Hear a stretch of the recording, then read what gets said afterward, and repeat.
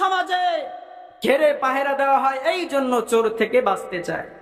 তাই তোমরা কোরআন থেকে দূরে সরে গিয়েছো, যার কারণে তোমরা চুরি থেকে বাঁচতে পারো না।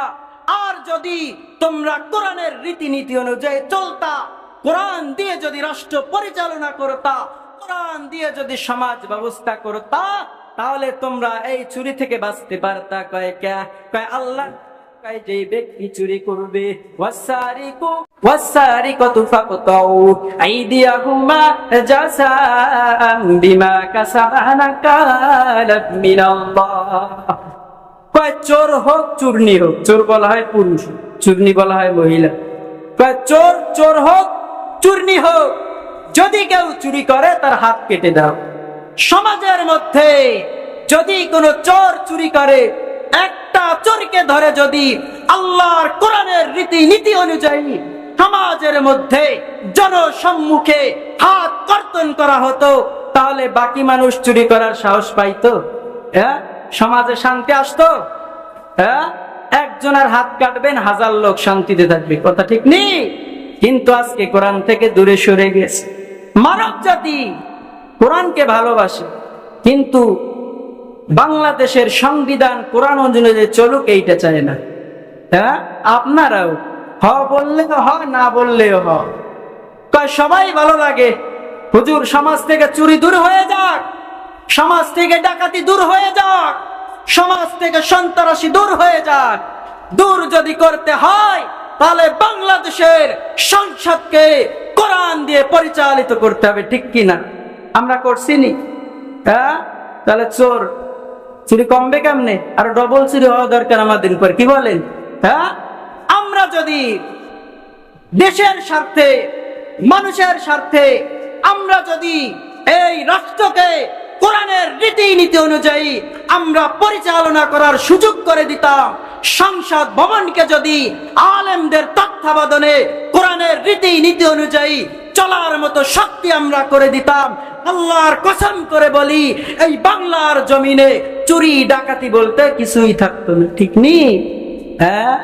তাহলে আসেন, কোরআন বলে যদি তোমরা আমাকে মানো, তাহলে তোমাদের চুরির ভয় থাকবে না, সন্ত্রাসীর ভয় থাকবে না, চাঁদাবাজির ভয় থাকবে না, ধর্ষণের ভয় থাকবে না, জিনার ভয় থাকবে না। এরপরে আবার যদি কেউ এই কোরআনকে জিজ্ঞাসা করে, হে কোরআন, আমরা তো মানব জাতি, আমাদের সমাজে চলতে হয়, আমাদের পরিবার রয়েছে, স্ত্রী ছেলে মেয়ে রয়েছে, রাজনীতি রয়েছে, সমাজনীতি রয়েছে, তোমাকে যদি আমরা মান্য করি, তোমাকে যদি ফলো করি, তাহলে কি আমরা তোমার মধ্যে এই রাজনীতি, সমাজনীতি, এরপরে পরিবার নীতি, এগুলো আমরা পাবনি? কোরআন নিজেই জবাব দেয়, কোরআন কাওয়ানাসালনা আলাইকাল কিতাবাতি বিয়ানাল লিকুল্লি শাইই ওয়া হুদান ওয়া বুশরা লিল মুসলিমিন। কোরআন নিজেই জবাব দেয়, হে দুনিয়ার মানব জাতি, তোমরা যদি আমাকে ফলো করো, তোমরা আমার মধ্যে শুধু রাজনীতি নয়, শুধু সমাজনীতি নয়, শুধু পরিবার নীতি নয়, দুনিয়ার মধ্যে তোমার যা কিছু দরকার, পরকালের মধ্যে তোমার যা কিছু দরকার, সব কিছু আমি কোরআনের মধ্যে রয়েছে। পড়ে আল্লাহু আকবার। কোরআনের মধ্যে কি আছে? দুনিয়াতে আমাদের যা দরকার সব আছে, পরকালে আমাদের যা দরকার সব আছে, না নাই? কিন্তু আজকে আমরা যদি বাহ্যিক ভাবে লক্ষ্য করি, তাহলে আমরা স্পষ্ট দেখতে পাই, এই বর্তমান যুগে এসেও একদল কুলাঙ্গার রয়েছে, যারা আল্লাহ তাআলার এই নাজিলকৃত কোরআনের বিরুদ্ধে কথা বলে, আছে না নয়? আবার একদল নতুন রূপে ধারণ করেছে, যারা নবীকে নিয়ে কটূক্তি করে, আছে না নয়? আল্লাহকে নিয়ে কটূক্তি করে, ওলামায়ে কেরামকে জঙ্গি সাব্যস্ত করে, ঠিক নেই? স্পষ্ট বাণী হলো, যেই সমস্ত মানব জাতি, যেই সমস্ত নাস্তিক কুলাঙ্গার গুলো মুহাম্মাদুর রাসূলুল্লাহ সাল্লাল্লাহু আলাইহি ওয়াসাল্লামকে নিয়ে কটূক্তি করবে, মুসলমানের এই চেতনা নিয়ে থাকতে হবে। নবীকে নিয়ে যদি কেউ কটূক্তি করে, আমাদের শরীরে যত সময় পর্যন্ত এক ফোঁটা রক্ত প্রবাহিত হবে, তত ততদিন পর্যন্ত আমরা এই নবীর দুশমনের বিরুদ্ধে লড়াই যাব ইনশাআল্লাহ। ঠিক না? হ্যাঁ, আমরা ভিন্ন দল করতে পারি, ভিন্ন গোত্র থাকতে পারে, ভিন্ন জাতি থাকতে পারে। আপনি আওয়ামী লীগ করেন, কোনো সমস্যা নাই। আপনি বিএনপি করেন, কোনো সমস্যা নাই। আপনি জাতীয় পার্টি করেন, কোনো সমস্যা নাই। আপনি জামাত ইসলামী করেন, কোনো সমস্যা নাই। আপনি হেফাজত করেন, সমস্যা নাই। আপনি খেলাফত করেন, সমস্যা নাই। আপনি জামিয়াত করেন, সমস্যা নাই। আপনি চরমনাই করেন, সমস্যা নাই।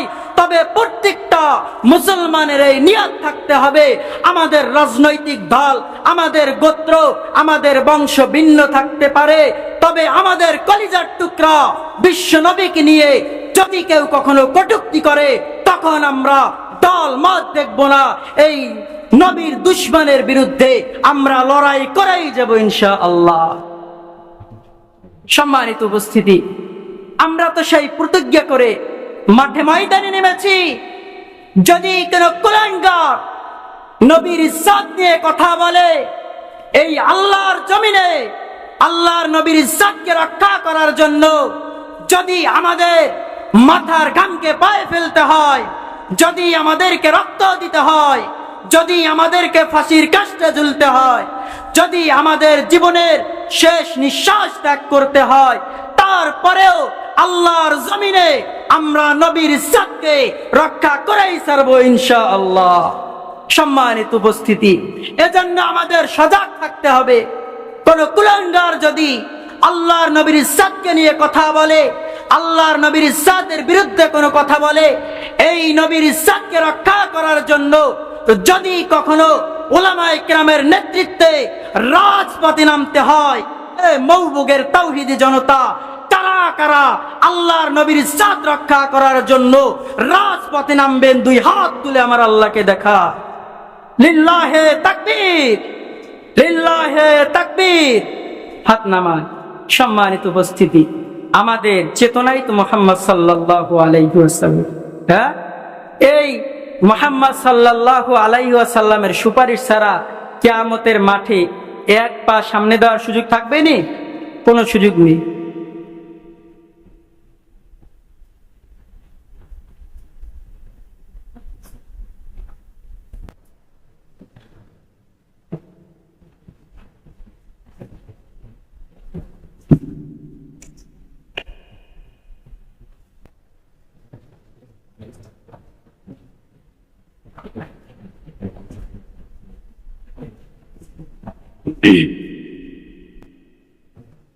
সম্মানিত উপস্থিতি, তো যেই কোরআনের তাফসিরুল কোরআন মাহফিলে যেখানে কোরআনের তাফসির করা হয়, মোটামুটি আমরা সেই কোরআনের তাফসির, কোরআনের পরিচয় মোটামুটি জানতে পারছি না?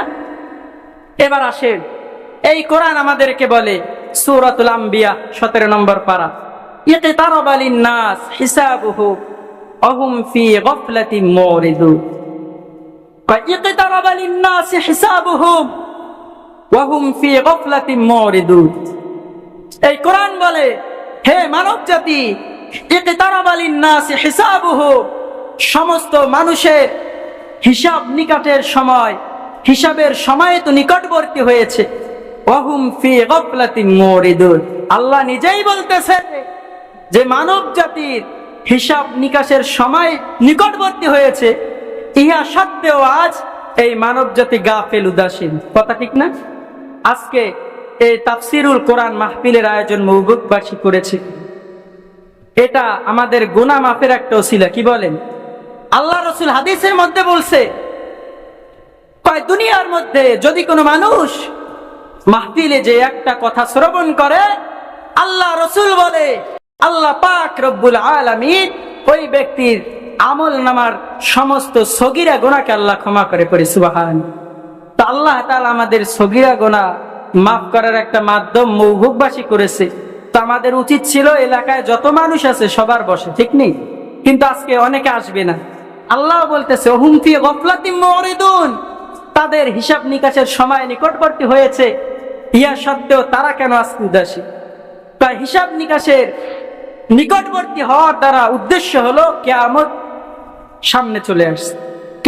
কিয়ামতের ভয়ঙ্কর কিয়ামত আল্লাহ তাআলা বলে, ইয়া আইয়ুহান নাসু তাকু রাব্বাকুম ইন্না সালসালাতাস সাআতি শাইউন আযীম। আল্লাহ বলতেছে যে হে দুনিয়ার মানুষ, ইয়া আইয়ুহান নাস, তোমরা কি করো? কয় তোমরা কিয়ামতের বিকট আওয়াজকে ভয় করো। কয় কেন? কয় কিয়ামতের আওয়াজ বড় ভয়ঙ্কর হবে। কেমন ভয়ঙ্কর? কয় যেই সমস্ত মা বোনেরা গর্ভবতী থাকবে, এই কিয়ামতের আওয়াজ এত ভয়ঙ্কর হবে, এই কিয়ামতের বিকট আওয়াজে গর্ভবতী মা বোনদের সন্তান প্রসব হয়ে যায়, এত ভয়ঙ্কর আওয়াজ হয়। কিন্তু আজকে আমরা এই দুনিয়ার মোহে পড়ে এই কিয়ামতকে আল্লাহ বলে, ইযা সুলসিলাতিল আরদু সিলসালাহা ওয়া আখরাজাতিল আরদু আথকালাহা। আল্লাহ বলতেছে যে ইযা সুলসিলাতিল আরদু সিলসালাহা, কিয়ামত যখন শুরু হয়ে যাবে, কিয়ামত যখন শুরু হয়ে যাবে, দুনিয়ার সবকিছু চূর্ণ বিচূর্ণ হয়ে যাবে, ধ্বংস হয়ে যাবে। আল্লাহ পাক রব্বুল আলামিন বলেন, তখন আমি এই জমিনের জবানকে খুলে দেব। জমিন কথা বলতে পারেনি কিয়ামতের মাঠে।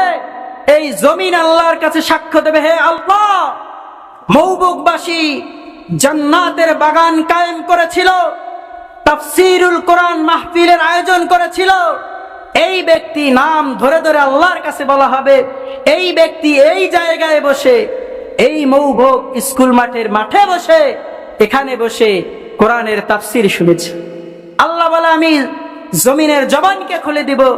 কোথায় বসে কি অন্যায় করেছো, কোথায় বসে গুনাহ করেছো, কোথায় বসে মানুষের জমির হাল ঠেলে খাইছো, কোথায় বসে সুদে লাগাইছো, কোথায় বসে ঘুষের কারবার করছো, কোথায় বসে জিনা করেছো, কোথায় বসে বেবিচারি করেছো, কোথায় বসে চুরি করেছো, কোথায় বসে বিড়ি টানছো, কোথায় বসে গাঞ্জা টানছো, সব জায়গায় আল্লাহর কাছে সাক্ষ্য দিবে। হ্যাঁ, তো এই ভয় যদি আমাদের থাকতো, তাহলে কি আমরা গুনাহ করার সুযোগ পাইতাম নি? জায়গায় আল্লাহর কাছে সাক্ষ্য দিবে। কয় বিড়ি টানছো, গাঞ্জা খাইছো, এই জায়গাও আল্লাহর কাছে কি করবে ভাই? সাক্ষ্য দিবে। হ্যাঁ, মওবুক তো মনে হয় বিড়িখোর নাই, আছে? মওবুকও আছে? হায় রে হায়। হ্যাঁ, গাঞ্জাখোরও আছে। তাহলে মওবুকও বিড়িখোর গাঞ্জাখোর আছে। হ্যাঁ, এমন একটা ভাব। বিড়ি যারা খায়, আল্লাহু আকবার। একদিন আমার কাছে একটা লোক মানে ফুনিতে গেছে, আমি রুমের মধ্যে বসে, এক যুবক বলতেছে, হুজুর একটু ফু দিয়ে দেন, আমার একটু ভয় পাইছি। তা আমি ভালোবাসা দেখাইয়া মানে মহব্বত করে বলছি, ভাই তাহলে বাইরে দাঁড়ায় আছেন কে, রুমের মধ্যে আসেন। ভালোবাসা দেখাইছি। হায় রে হায়, রুমের মধ্যে যখন গেছে, আমি যখন উঠে বসছি, কাছে আসছি ফু দিব, আরে বিড়ির যে গন্ধ, আমার মনে হয় যে এলাকায় পাঠা ছাগল আছে না, ওই পাঠা ছাগলের গা থেকে আর ভালো গন্ধ পায়। মানে এত গন্ধ তার শরীর থেকে, মানে আমার বমি আসার উপক্রম। দেখবেন ভাই, যারা বিড়ি খায় না, তাদের কাছ থেকে বিড়ি করে হাইটে গেলেও বমি আসে। কথা ঠিক নেই? হ্যাঁ, তা আমি যুবককে ভালোবেসে কাছে টানলাম, রুমের মধ্যে বসাইলাম, বললাম ভাই আসেন। জায়গায় যখন আসছে, আমি আর জায়গায় বসে থাকতে পারিনি, একেবারে বাইরে গিয়ে কুলি করতে হয়েছে। এরপরে নাক চোখ বন্ধ করে কোন কায়দায় ফু দিছি, সূরা কালাম পড়ছি কিনা তাও আমার মনে নেই। হ্যাঁ, তাহলে বিড়ি যারা খায়, হুজুরদের কাছে ফু নিতে যান, ওই সূরা কালাম না পড়ে কিন্তু ফু দিবে। হ্যাঁ, এক পাত বুড়ো আছে, আপনারা রাগ হইতে পারেন, একটু বলে যাই। হ্যাঁ, এক পাত বুড়ো আছে, আজান হয় মসজিদে দেয় না, কিন্তু খোরাইতে খোরাইতে কুজা হইতে হইতে চায়ের দোকানে যাই, টিভির সামনে বসেতে। আছে না নাই? আছে। হ্যাঁ, এরপরে করে কি, মোটামুটি কুজা হয়ে টিভি দেখে আর এক হাতে বিড়ি একটা ধরায়। মানে বুড়োর পুরো আগা গোড়া বিড়ি হয়ে গেছে। হ্যাঁ, ওই বুড়ো কুজো হইতে হইতে বিড়ি টানে, এমন একটা ভাব। আমার মনে হয় ওই বুড়োর পাছায় যদি আগুন ধরায় কেউ টান দেয়, সেও নেশা পাবে। মানে এত একটা ভাব, তার পুরো শরীর আগা গোড়া বিড়ি। হ্যাঁ, যদি এক জায়গা বৈশা প্রস্রাব করে, ও প্রস্রাব দিয়ে মনে হয় বিড়ির গন্ধ করবে, এমন একটা ভাব। হ্যাঁ, তো বিড়ি যারা খায়, এই বিড়ি হবে জাহান্নামীদের খাবার। হ্যাঁ, কোরআন থেকে দলিল। আল্লাহ তাআলা বলে, হাল আতাকা হাদিসুল গাশিয়া উজুহু ইয়াউমাইযিন খাশিয়া আমিলাতুন নাসিবা তাসলা নারান হামিয়া তুসকা মিন আইনিন আনিয়া লাইসা লাহুম তাআমুন ইল্লা মিন দারি লাইসা লাহুম তাআমুন ইল্লা মিন দারি। দরিয়া বলা হয় এমন খাবার, যেই খাবার খাওয়ার দ্বারা তোমার পেটও ভরবে না, আবার ওই খাবার দ্বারা তোমার শরীরেরও কোনো উন্নতি হবে না। তাহলে দুনিয়ার মধ্যে এমন কি খাবার আছে আপনারা বলেন তো, যে খাইলে পেটও ভরে না আবার শরীরের কোনো উন্নতি হয় না? হ্যাঁ, একমাত্র নাম হলো বিড়ি আর গাঞ্জা। হ্যাঁ, এমন কেউ আসেনি বিড়ি খাইয়ে আসছে, মোটামুটি মনে করেন এক কোম্পানি একা খাইছে, খাওয়ার পর কেউ কবে নেই বাসায় এসে যে আমি বিড়ি খেয়ে আইছি, পেটটা ভরা, আমি রাতে ভাত খাবো না, কবে? এরপরে বিড়ি যে খায় তার চেহারা কি নূর চমকায়নি? হ্যাঁ, নূর চমকায় না, সোফা একেবারে আসমানের মধ্যে ঢুকে যায়। হ্যাঁ, তাহলে বোঝা গেল বিড়ির দ্বারা শরীরেরও কোনো কি হয় না, ফায়দা হয় না, পেটও ভরে না। আল্লাহ বলে এই জাহান্নামে যারা যাবে, এই জাহান্নামীদের এমন একটা খাবার আল্লাহ তাআলা দিবে, যারা খেয়ে তাদের পেটও ভরবে না, শরীরেরও কোনো উন্নতি হবে না। এজন্য মুসলমান, এই বিড়ি যদি আমরা খাই তাহলে বুঝতে হবে আল্লাহ তাআলা জাহান্নামীকে জাহান্নামী বানিয়ে জাহান্নামে আমাদেরকে নিক্ষেপ করবে। তাহলে এই কাজ করা যাবে নি? হ্যাঁ, আজকে আমাদের সমাজে ভাই বিচার নাই। বিচার যদি থাকতো, আজকে সমাজে একদম 60 বছর একটা মুরব্বী, তার সামনে ক্লাস 5-এর একটা ছেলে বিড়ি টানে। হ্যাঁ, সুযোগ পাইলে একটা গাছের গোড়া যে গাঞ্জা ওটানে। আমাদের সমাজে বিচার দেওয়ার জায়গা নাই। যার কাছে বিচার দেব সে বলে গাঁজাখোর। আমি কিন্তু বলি না, আমাকে বলবেন নজর আপনি বলে গেছেন, আপনারা বলছেন কিন্তু। তাহলে যার কাছে বিচার দেব সেই গাঁজাখোর। একজনে গাঁজা খায়, ছেলে যদি গাঁজা খায় তাহলে বাপের কাছে বিচার দেওয়ার একটা সুযোগ থাকে। আর বাপও যদি গাঁজা খায়, বিচার নিয়ে কই যাবো? যাওয়ার জায়গা আসেনি। সন্তান চুরি করছে, তাহলে সমাজের বিচার কি? ডাক দিয়া খাই পোলা দিকা তোর বাবার কাছে নিয়ে যাবে।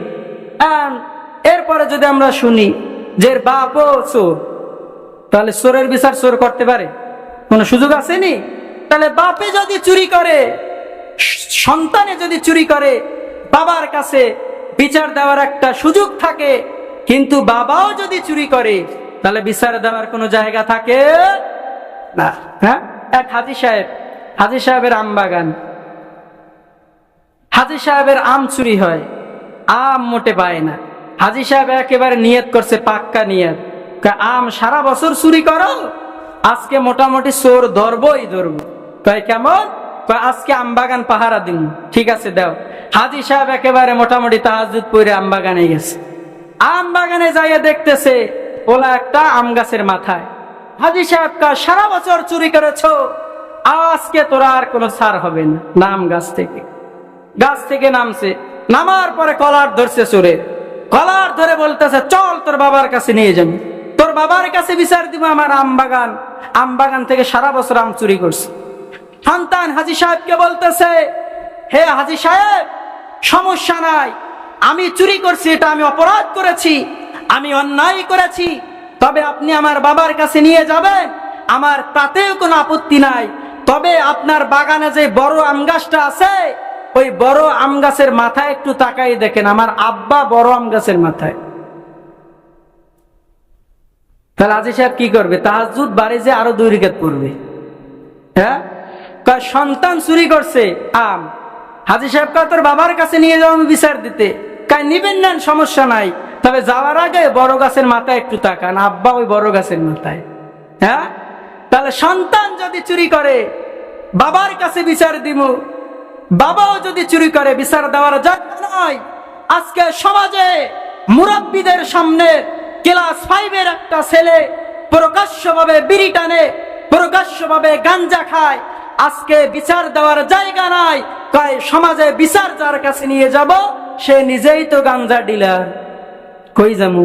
হ্যাঁ, কিন্তু মুসলমান, আমাদের সমাজে যদি আজ বিচার থাকতো, তাহলে সমাজের মধ্যে যেই সমস্ত বিড়িখোর রয়েছে, সুদখোর রয়েছে, ঘুষখোর রয়েছে, গাঞ্জাখোর রয়েছে, জিনাখোর রয়েছে, এদেরকে যদি আমরা সমাজ থেকে বিতাড়িত করে দিতাম, আমাদের সমাজে অশ্লীলতা বলতে আর কিছুই থাকতো না। কথা ঠিক কিনা? কথা ঠিক।